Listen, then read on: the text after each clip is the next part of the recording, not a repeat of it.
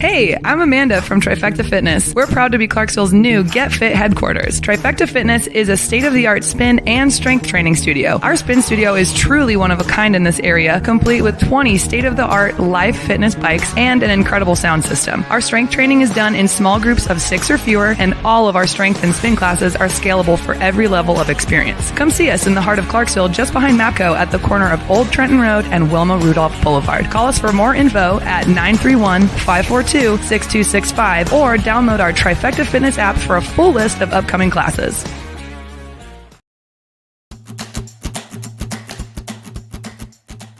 This message is from the U.S. Department of Veterans Affairs. Did you serve in the military? If so, you can obtain a free lifetime pass to more than 2,000 federal recreation sites. These sites are located across more than 400 million acres of public lands, including national parks, wildlife refuges, and forests. The lands host activities to fit any lifestyle: hiking, biking, fishing, camping, and much more. Gold Star families are also eligible for these free lifetime passes. Plus, they cover entrance fees for a driver and all passengers in a car, or up to 3 additional adults at sites that charge per person. Obtaining one is easy. Just go to the National Park Service website, nps.gov, or the National Park Service app.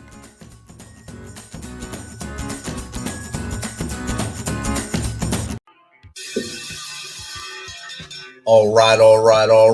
Welcome back. MisFitNation. We are a show founded by a veteran and hosted by 2 veterans and a military spouse. Our mission is to get people to tell their story to the world. If you're an author, share your tips with MisFitNation. If you're a musician or actor, our audience needs to know how they too can get into the business. Coaches, we love our coaches.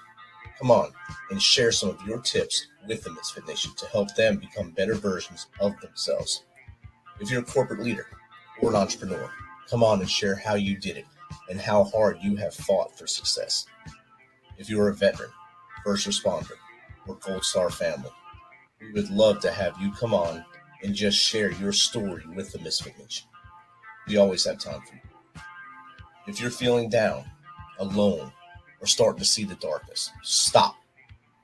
Think about those who are around you. You are not alone. You will be missed. If you feel like your problems will be a burden to those in your inner circle or are embarrassed, dial 988. If you are a veteran, take option 1. We need you to keep pushing forward. Don't make a permanent solution to a temporary problem. If you're a new listener, welcome to the Misfit Nation. Be sure to subscribe to our show on your favorite podcast apps and also on our YouTube channel at @_Misfit Nation. Subscribe and click the bell to keep you up to date with our latest episodes and all of our news. You can also find us on Heroes Media Group and About Face Radio. Now, let's get to the show. All right. Welcome back to a special midday show with the Misfit Nation. Today we have a good one. We have a U.S. Army combat veteran, served as combat medic with 1st of the 505th Parachute Infantry Brigade. He is married, father of 2 daughters, avid golfer, history and philosophy enthusiast. He has served the last 17 years plus as a peer in the VA healthcare system, working currently as a supervisory peer specialist. He's a nationally respected speaker, and he's here today to join us to tell us about what he does, his story, and how he can connect with you, our fellow veterans out there. So welcome to the show, Jay Zimmerman. Hey, good to be here. Hey, Jay. Good to see you, Jay. Thanks for agreeing to do this and hang out with us today for a little bit of your time while you could be doing better things, I'm sure. Thanks for having me. So Jay, if you don't mind, I mean, I just gave a couple sentences about you there. Tell us a little more about you from as far back as you want to go, maybe some of your service and why you joined the Army and how you got to where we are now. Oh, wow. Oh, so, well, I am born and raised in rural Appalachia. So kind of grew up here in the hills of Northeast Tennessee. Son of a U.S. Army veteran. My dad was an officer in the artillery.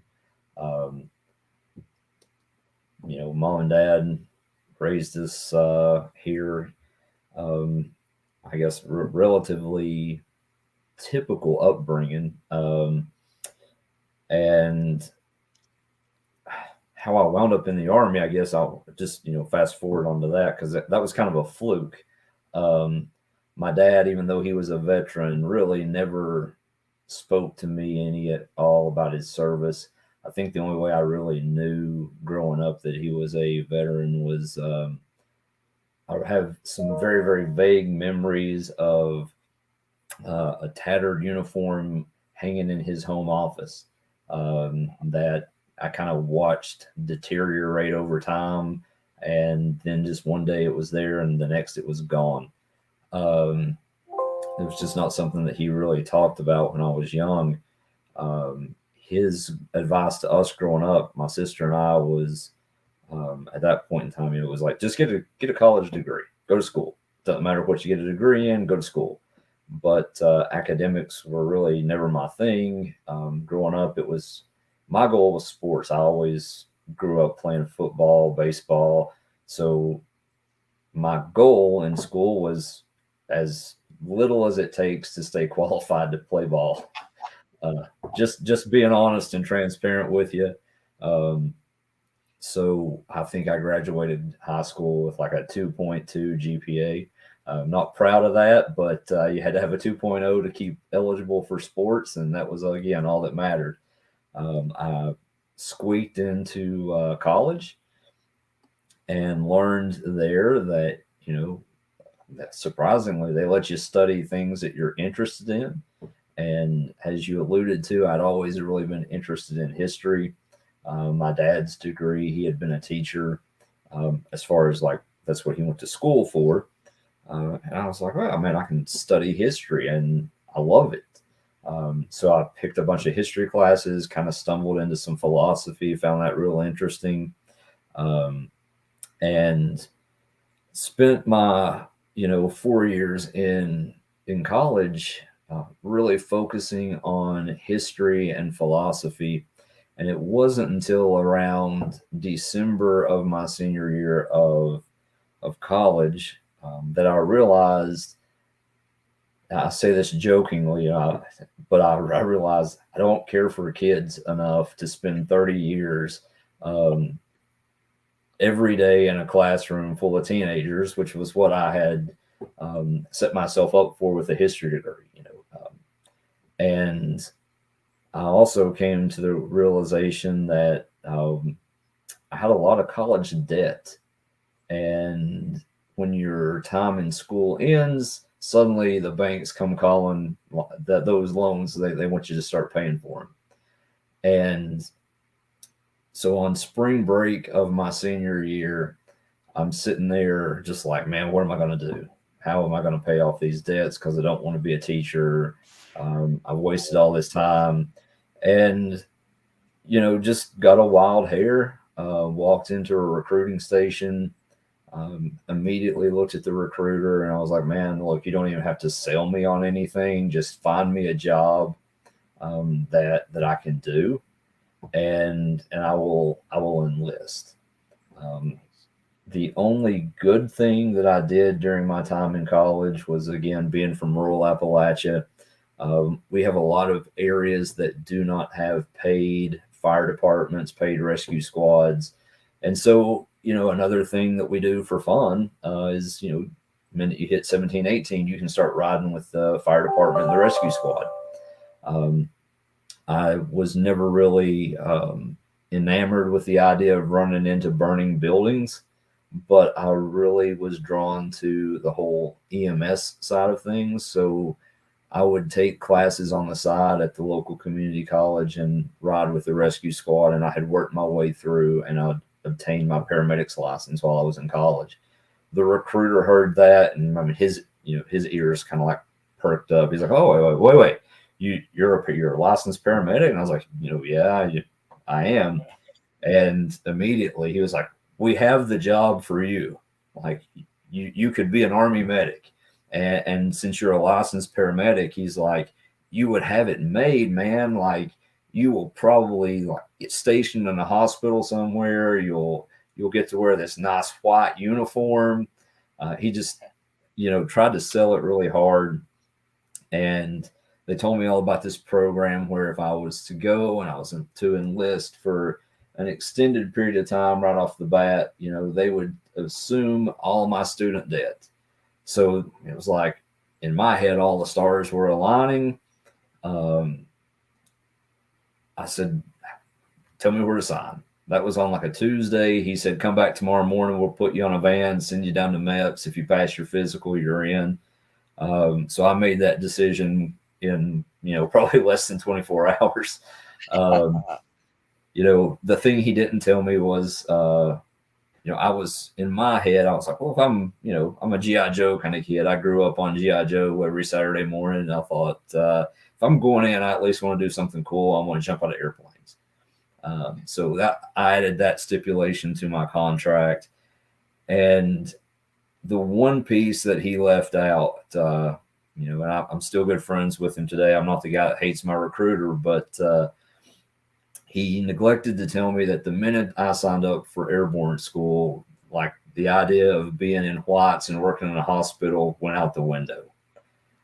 I was probably going to wind up, in an infantry unit. And I jokingly laugh about the fact that, the day I got out of the Army, I turned in those whites in the same plastic that they were issued to me in. Like they never left the bag. So, went in, signed a contract right off the bat for 6 years. Went through basic at Fort Leonard Wood, Missouri. The old man, because I finished out college, went in through summer rush. I was there with a bunch of 17-year-olds that were doing basic between their junior and senior year of high school.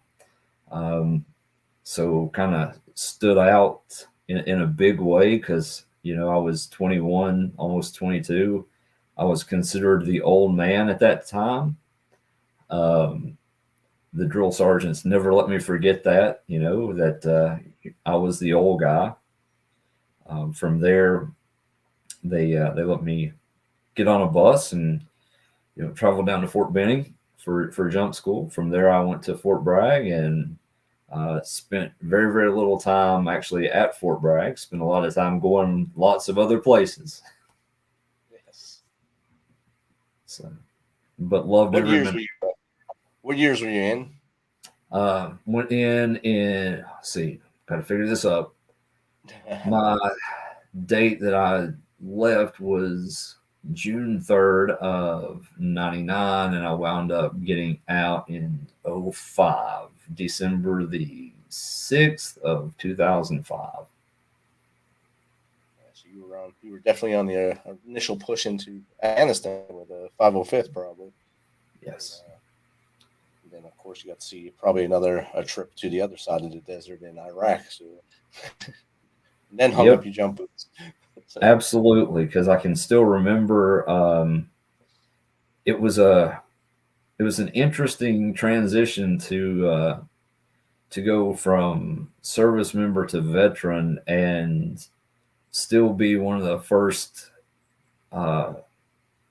groups to come out and show up at the VA and still be relatively young and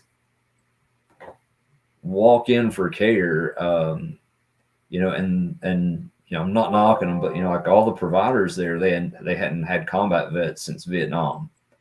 And with everything having really just gotten going, as far as with the latest wars, and I had been on the front end and got out fairly early. I'm walking in and I'm like, hey, I'm here for some care. And they're like, say what? It was kind of new for all our local providers. But it was a really interesting experience and good.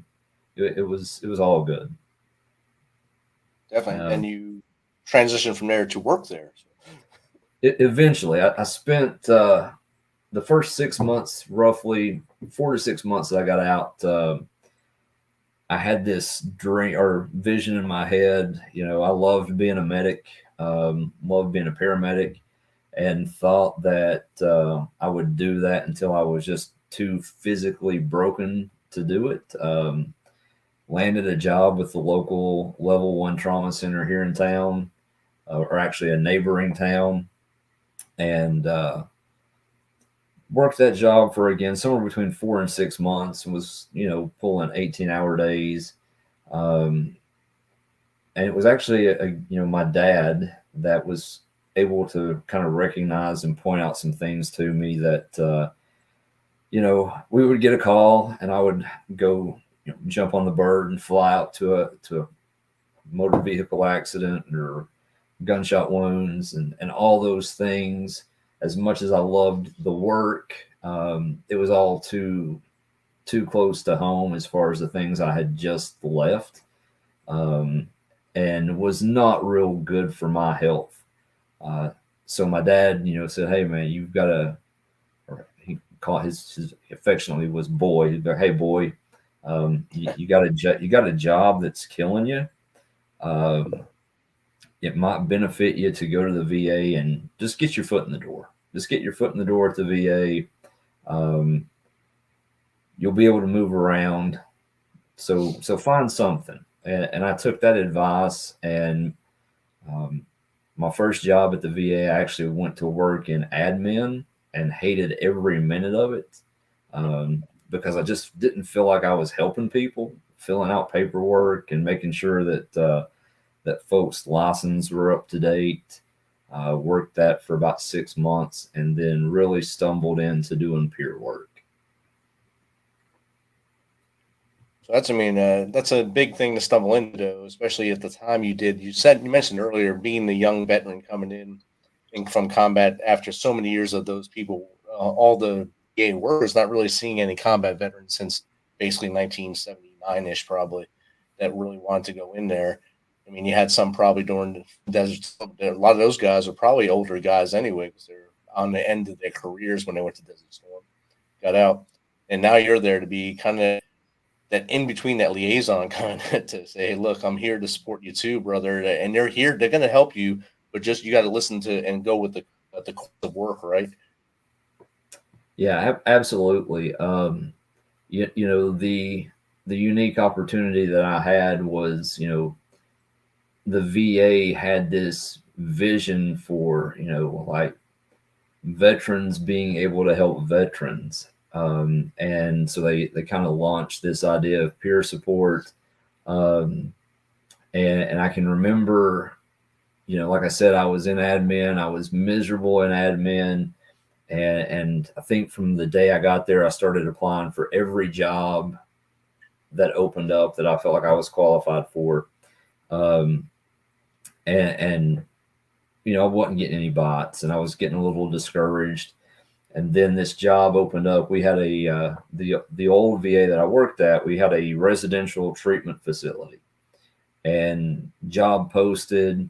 I read the job description, and it was pretty vague at that point in time.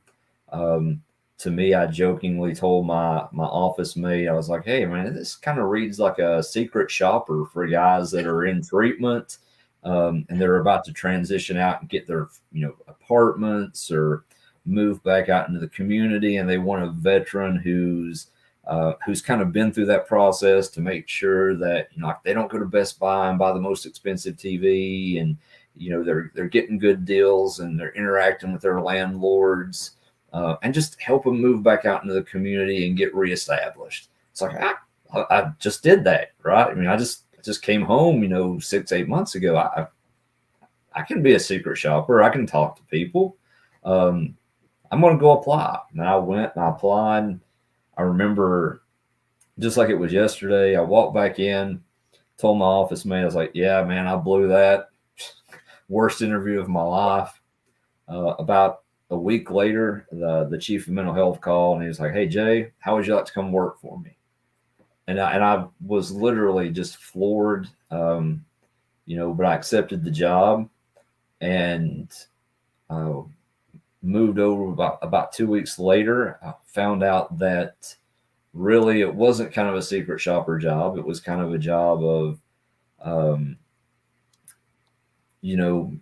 helping people understand that, the VA wanted veterans who were learning or who had navigated like their own transition back and their own struggles. And how do we help folks who, I really, on your intro there, I appreciated the intro to the podcast when you where it mentioned, like, if you feel like there's kind of like a darkness and no way out, I've been there. And that's a lot of what peer support does. Like we've been in that hole. There's like this analogy that I've used with veterans over the years. And it's not to knock any other profession, but it's like you're walking down the street and you hear a guy who's down in a hole and he's yelling for help, right? And the doc walks by and here's the guy in the hole, throws him a bottle of pills, and guy's in the hole. He's like, I got a bottle of pills. What's this do for me? Chaplain walks by, here's the guy in the hole, tosses him a Bible. Guy's in the hole. He's like, I got a bottle of pills. I got a Bible. What's this do for me? But then a vet walks by and he hears the guy down the hole yelling like, man, I'm stuck in this hole. I need help. What do I do? And then the vet jumps down the hole.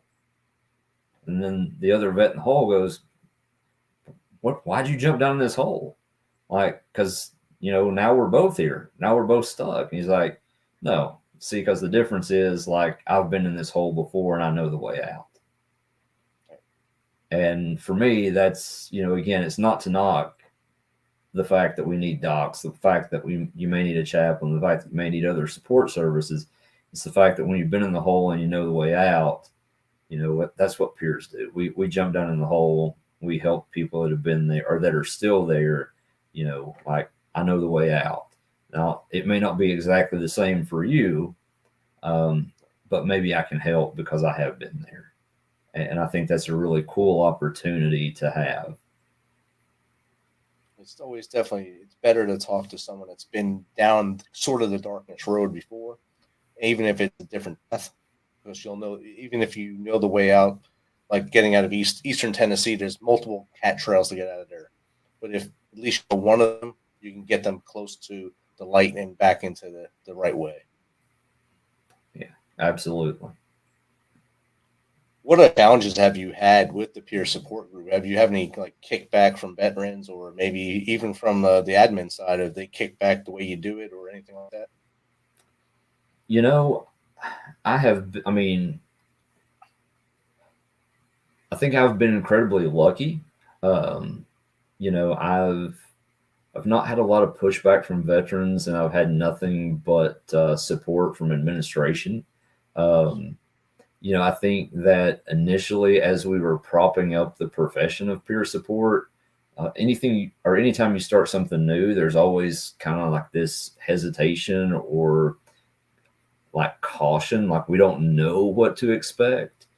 And I think that's understandable. And I think that there was that kind of air of caution when we first started because we didn't know what to expect. But when folks started seeing the results of, one veteran talking to another veteran that perhaps other folks were struggling to reach, all those fears kind of went away. All that hesitation kind of went to the wayside pretty quickly. It actually turned into, like when we have somebody that we're having trouble reaching, it was like, hey, let's call one of the peers.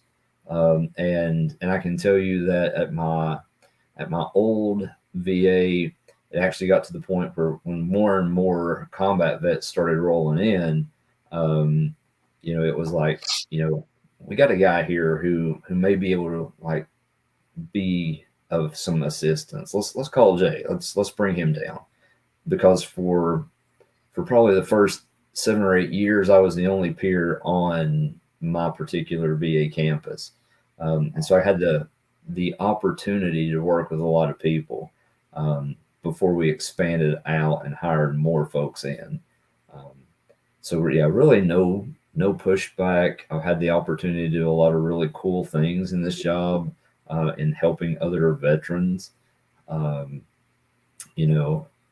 Still, and those opportunities just continue to grow. I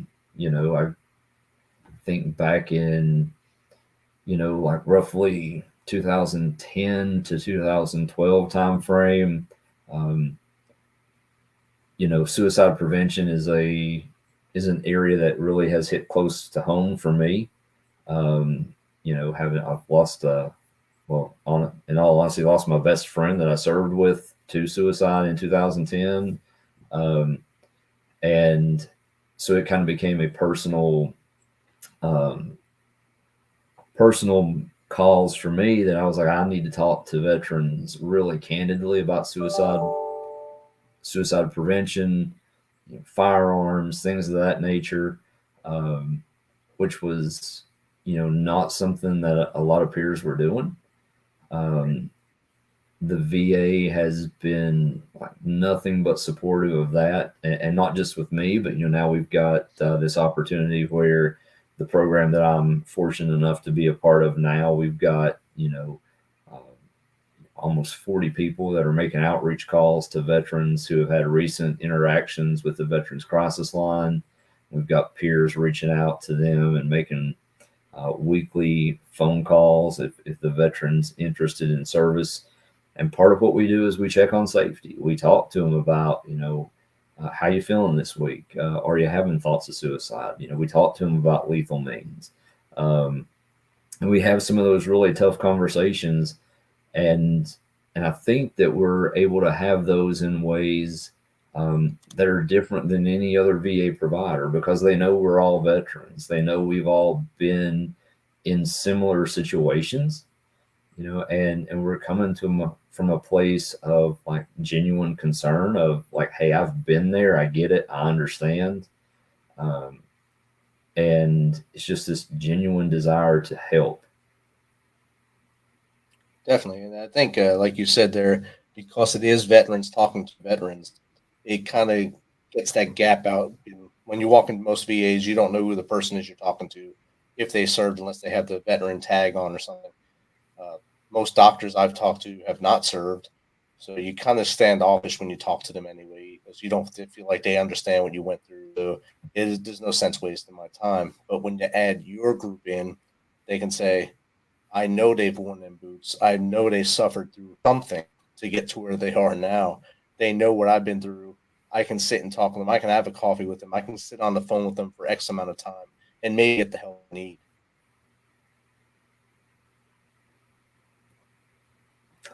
Yeah, absolutely. I mean, just in the couple of years that I've been in this program, I've seen, I have had the opportunity to see peers do some really amazing work, and really, shift the way a veteran is thinking, over the course of 10 weeks. I can think of a couple of times where, some of the veteran peer, it's interchangeable because, to be a peer, you've got to be a veteran. So sometimes I get them confused. So I apologize for that. But, a couple of the peers that I supervise, again, we reach out typically with the group right now that we're reaching out to. They're veterans that have had an interaction with the crisis line within 7 to 14 days where an emergency dispatch has been done. That veteran may not have the best taste in their mouth for VA or VCL in that moment.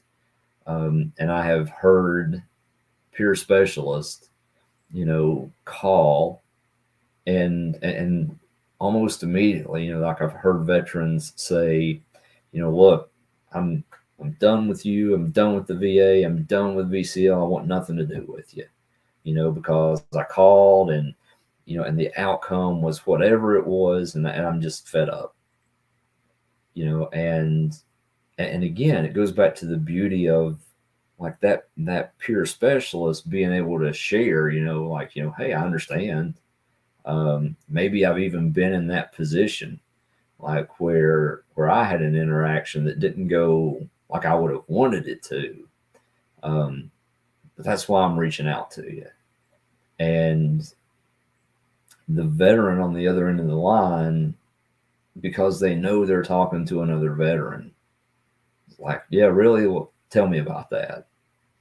And our peer specialists share. The veteran opens up and is willing to share and listen and have an exchange and build some rapport. And I have watched that veteran who on call number one is like ready to walk away from the VA, ready to walk away from services, who's openly saying, like, I'll never call VCL again. I don't care. I will just sit here and be done. 10 weeks later, because of the work of that peer specialist, and I truly believe that connection has been made veteran to veteran. It's really cool to hear that veteran who was all upset at the first, ready to walk away, when we're trying to wrap up services at the end of 10 or 12 weeks, because sometimes we'll extend them out, if we feel like the veteran benefits from it. They'll say to that peer specialist, they'll say along the lines of, well, if you were to like keep my phone number or accidentally call me again, I wouldn't be upset, because I've really gotten a lot out of the last 10 weeks of you calling every week and of our conversations. And I really, like, I'm sorry for the way I was on that first phone call, but I was just really upset. And that's human nature, man. Like, we have a bad outcome. It's understandable to be upset, but now they've had 10 weeks to talk to another veteran and to process all that and then maybe share other things, that have been weighing on them with another veteran for like 10 or 12 weeks. And now they're in such a different place that they're willing to stay engaged with VA, with VA services, with VCL. Like, to me, like, that is the power of what we bring to the table as peer specialists and as veterans who have been through that stuff before. Right. I have a question from the audience right now and put it up on the screen for you. I'll read it as well. Jake Holland has a friend who needs to come in but won't because of fear of losing all of his firearms in the event he is diagnosed with PTS. What can he tell him to ease this fear? Wow. Well, this is obviously a concern that I have heard time and time again over the years. And I can tell you this.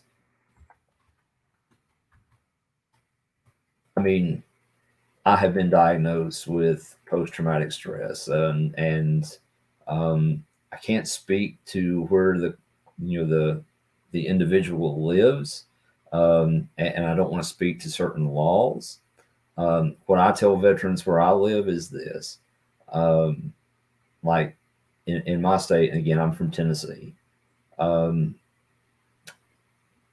have, full transparency. I have concealed carry permit. I'm diagnosed with post-traumatic stress, and it's very important to know the laws of your state.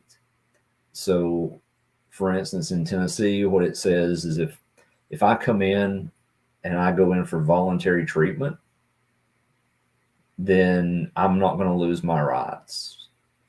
Post-traumatic stress disorder doesn't like automatically cost me my rights to my firearms. On the other hand, if I am sitting here and I know that I'm struggling, and somebody comes here and they get me and they haul me into the emergency room and they say, we have to keep you because you're a risk to yourself or to somebody else. Well, then unfortunately, my lack of action to stay well could potentially cost me my rights. So for me, I always tell the veterans that I work with, like, one, know the laws of your state, know the laws of where you're at. And most of the time it's better to be proactive and seek the help. But it's also, like if your friend is struggling, I would have a conversation with them about like how they store that firearm. I mentioned earlier, I lost my best friend that I served with to suicide by firearm. What drove me into having open and frank conversations about this was, just to be honest, I'd been working in mental health at that point in time for probably 6 years, and I had all those quasi-clinical conversations, like asking future-oriented questions so that I felt like he was, thinking about his future. And I forgot that I was talking to my best friend that I had served with, that I had deployed with. And I knew he had a pistol in his house because it was a tense issue between him and his wife. And I just never thought to say, hey, Vic, like, I know you're struggling with some stuff, man. Where's your pistol? What are you doing with it right now? And I kicked myself in the rear end like for probably a good 2 years because I was like, how do you forget you're just talking to your buddy? And how do you forget you're just talking to a guy that you went through, trying not to say anything inappropriate, but like you went through all that crap with, that you can have those kind of conversations with. And I said, from that point on, I'm just going to always ask. I'm going to always ask that question. So now it's one of those things I encourage people, ask your friends, like, if you're struggling, like, where are your firearms? How are you storing them? Are you storing them in a way where you can put a little time and distance between you and your firearm while you're struggling? Because we know that most people who complete a suicide, it's an impulsive action. There's relatively little time between the thought and the action. So we want to put a little time and space. And those are things that we can do like without going to the doctor. Now, I would encourage him to, like, again, find out what the laws are in his area.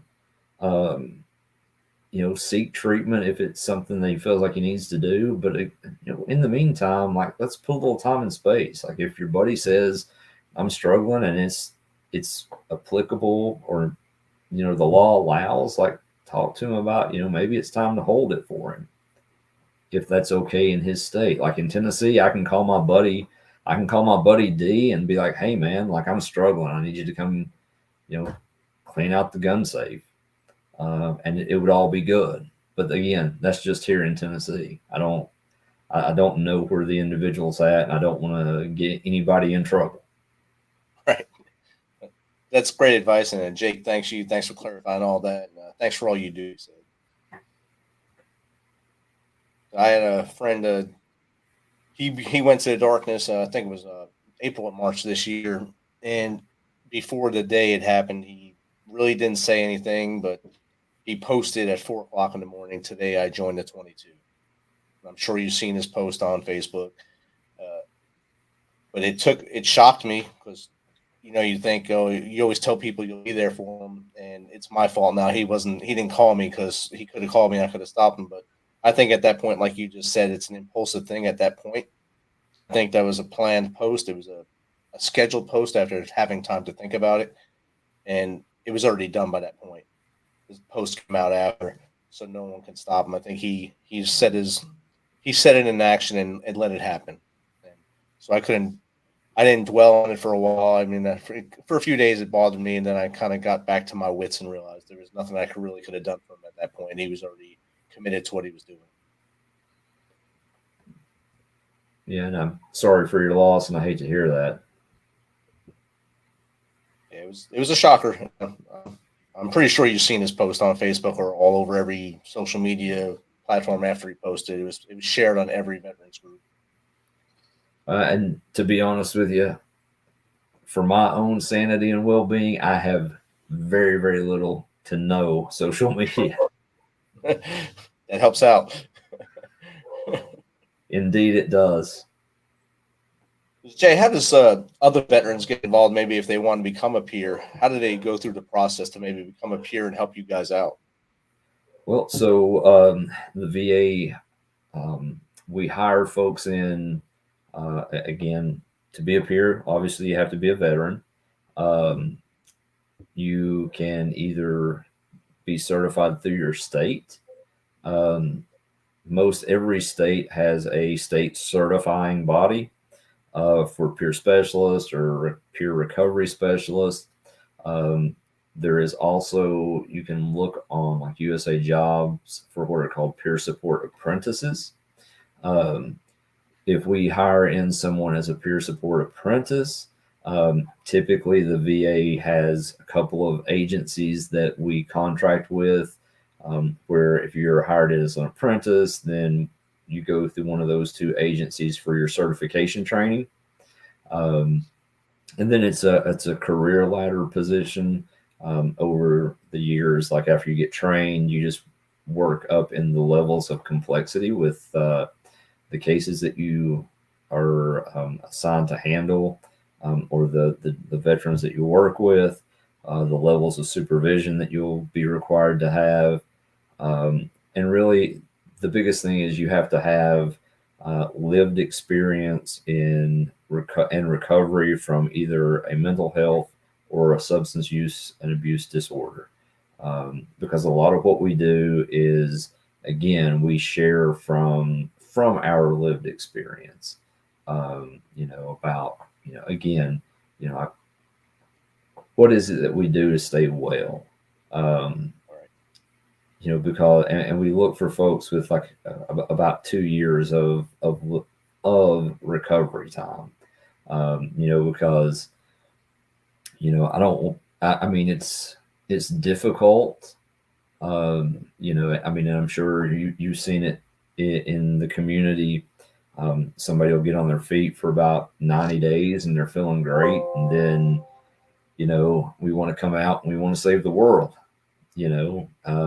It's that ability to maintain that is oftentimes the hardest. I mean, I can tell you, there have been many times that, I myself have found like, man, it's hard to maintain, even sometimes 15, 16 years into it. If I take my eye off of the things that I've learned, it's like little things that you learn to do early on. If you get complacent, like with any other thing you do, if you get complacent, you can quickly fall back into old habits, and they are some pretty powerful and wicked things. And some of them are simple. My 19-year-old daughter, she gives me a hard time. She's like, Dad, why do you still get up every morning at 5? When you're off work, and I'm like, because Peanut, it's my routine, like I don't care if I'm on vacation. I'm up every morning at 5, hit the showers, do the same things, try to keep that routine set, because for me, I have found that like that routine is super important to me so that I can be in a good headspace, so that I can be a better employee, a better husband, a better father, a better member of my community, so that I'm able to like hopefully be just an overall better person, and better equipped to help folks when they need it.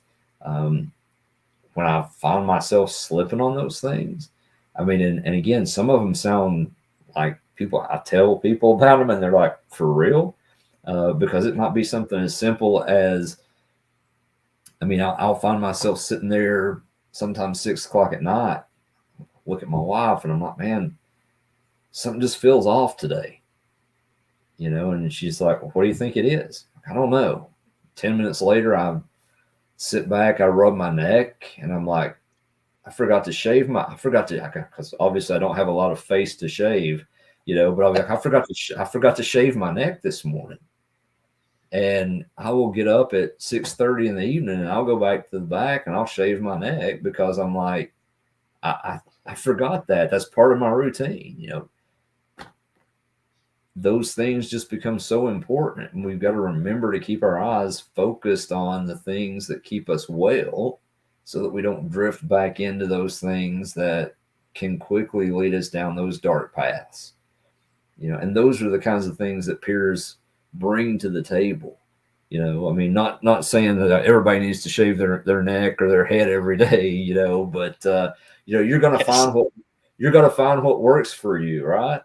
And what we're here to do is just say, like, you know, I'm going to be like, hey man, hey Rich, what works for you? Like, and what works for you? How do we help you build those habits? How do we help to ingrain those skills? I'll share with you, you share with me, and together we'll come together and we'll make a plan that'll work for you. And it might work for somebody else if they take a bit of yours and a bit of mine and a bit of theirs. And then we set them on their own path. And as they succeed, man, that's really awesome to see them succeed. You know, I mean, and again, to me, that's just the amazing thing that peers do. I mean, and I'm blessed that, and I think all peers, you know, are blessed because, you know, there was a point in time, and I can say in my life that all the things that are my strengths today, I had doctors telling me at one point in time, like, these are the things that are going to put you on disability for the rest of your life. Like, you know, I'm barely 30 and there are people telling me, like, the best thing you can do is go apply for disability. The best thing you can do, like, you're going to struggle. And, you know, fortunately, there was a crusty old Vietnam vet who was a social worker at the VA, and he had seen me around. And in that moment, even though he wasn't a peer, he talked to me veteran to veteran, and he was like, I see more in you than what they're telling you. You have a decision to make. You can either buy into what they're telling you, or you can get up and you can prove everybody wrong. But I see more in you than what they see in you. You have potential. And I think sometimes, like, that's all we need to hear. And I heard that from another veteran who shared with me that, like, he had heard the same thing. He had heard someone tell him he had potential. And in that moment, that was what I needed to hear. And now I get to share that with veterans every day. And that is a gift. That is awesome. Yeah, that's amazing. How do veterans that maybe had not gone through the crisis line, but they know they need some help, how do they call or get some help with peers? So unfortunately, right now, the center that I work for, we are only an outbound call center. You know, so the ability for them to call us is not an option right now. And I don't want to put out information that is incorrect. Peer services are ever expanding at local VAs. You know, they can inquire at their local VAs about peer services, but I can't guarantee that it's going to be available. So I don't want somebody to call up and be like, hey, this guy said, you know, whatever, like, this guy said we could get it there. And we will also want people to know that veterans don't have to be at a point of crisis to call a VCL. We want to be a resource before they're in crisis, so they can call us before they're in crisis. So if they want to call, VCL before they're in a point of crisis, they can do that. Again, right now our criteria for that may be a little bit different as far as getting to a peer, but they can call 988 and press 1. They can chat or text with the crisis line. And we are expanding our pool of how we're getting a hold of veterans through the Peer Support Outreach Center, or what we call PSOC. And I'm super optimistic that, as we grow, we'll be able to expand our reach and help more veterans. Awesome. And usually at the end of my shows, I ask my guests to give 3 tips or tricks to the veteran community or first responder community, who are mostly my listeners, how they can be better in their life and move forward. So I'm throwing that to you now. So how they can be, well, I mean, for one, I would say one way is don't be afraid to reach out for help to somebody if you're feeling like you need help with whatever, even if it's just somebody to talk to, because I think that's the one thing that we as veterans tend to struggle with, is to reach out and ask for help. Because, whether we see it as a sign of weakness or it's just not something we've been programmed to do. So reach out for help. Engage in your community. Find some community resources. Community is key. And find other veterans and veteran organizations in your community, and when I say community, I don't always necessarily mean your physical community. Now, granted, I think that's great. I'm very active in my physical community, but I'm also going to say, try to, when all else fails, there's a huge veteran community online. Yes. And reach out to somebody in that veteran community online, because there's always folks out there willing to help. Find the community that best serves you, because my experience is, when we have that sense of community, and always have somebody to turn to, whether it's somebody that you can chat with, somebody that you can text, somebody that you can call anytime, day or night, somebody you can drive to their house, somebody that you can pick up and call and say, it's been a hard day at work, you want to go grab a bite to eat and just shoot the breeze. A bonus tip, add 988 to your phone, just so that it's already there and you can hit one button and dial it, and then all you got to do is press 1. Those would be some tips that I would have. You heard me throw out a name earlier. I said I could call my buddy D. I got a couple of friends that I've made in the area. We're all, I guess I'm a little guilty of running with a bunch of veterans. All my friends are, my circle, we're all combat vets, and we all make it a point to get together, once or twice a month at the least. But when we have a hard time, we're all married, we've all got wives, but it's kind of when we're really struggling with something, we have a group chat that's just the veterans, and we'll shoot out a message. And it doesn't matter if it's 2 p.m. or 3 a.m. We'll hit each other up. And I think that is the biggest thing I can say is remember that, you're not alone. There is a community of veterans out there, and we need to find them, and you need to know that you have support. Definitely. Those are great tips right there. Community is huge, and we preach that here all the time. You're only as good as your village. Like you said, the inner circle has to be tight and like-minded and on the same wavelength. So that's awesome tips right there. Jay, thanks again for taking some of your time here on my favorite holiday of the year, Halloween. hang out with us and give us some great advice and share your story with the Misfit Nation. Hey, Rich, I appreciate it. Thanks for having me. All right, you have a good day, Jay. Hey, you too, man. For every veteran, there is a story about a calling to serve, to fight for the freedoms of the American people. And every story has a struggle, a sacrifice, and invisible wounds.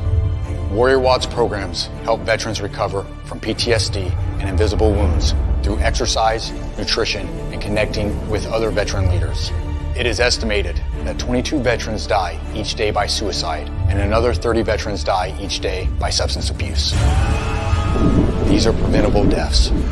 Warrior Watt is committed to fighting PTSD through fitness, nutrition, and community.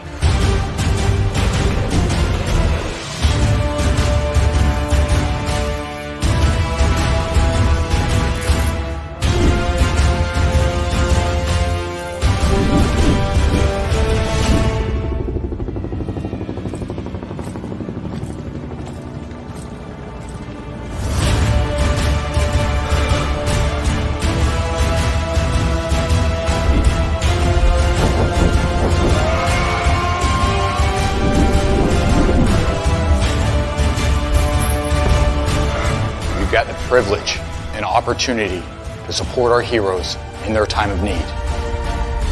Will you join us and take action?